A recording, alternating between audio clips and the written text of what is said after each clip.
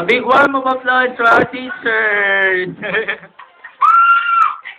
We have Teacher Joy, Teacher Zyril, Teacher June, Teacher Pinky, and Teacher Gretchen.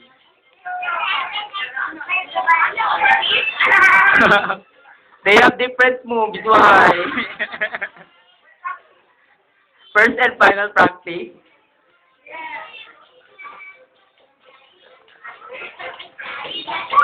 Ah.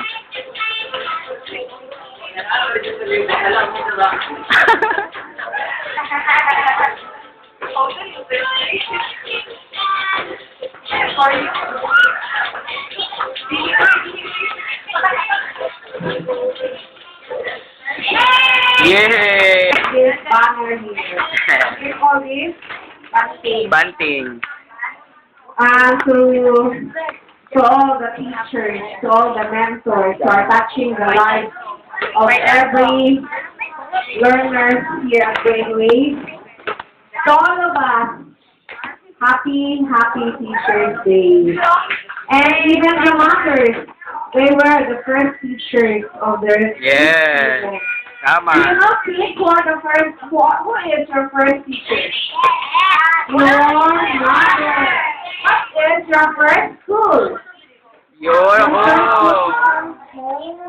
And so you should be thankful to your parents too, especially to your mom, Ate. who really taught you many things. So before you were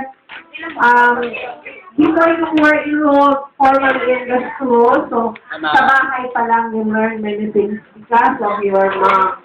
Okay, teachers, you know, this is a very special occasion, and I'm so glad that we have this day set for all of us to celebrate.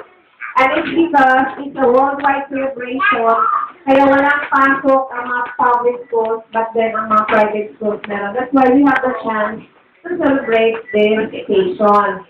And teachers, let us be reminded that teachers that really have a very tough job. You know, let's see your hands. Teachers, can you raise your hands? What can you see in your hands? 5 fingers. Ikaw? Mga kuban, maybe. Yeah. You know, in our hands lie the lives of our children. Tama.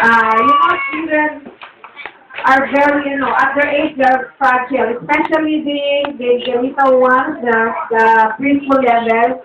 Kasi anything that we will be teaching on them, they will copy, they will follow, and they will absorb all those things that we are teaching them. Especially teachers in sa umaga, your handling toddlers, the kinder, the nursery, the 3 and 2.11 and the 3-year-old kids.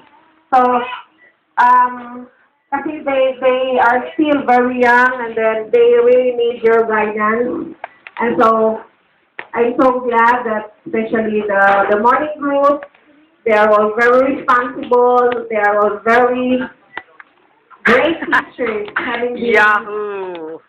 appreciated by the parents who keep on coming to our tutorials for taking care of these little ones. A big round of applause naman to the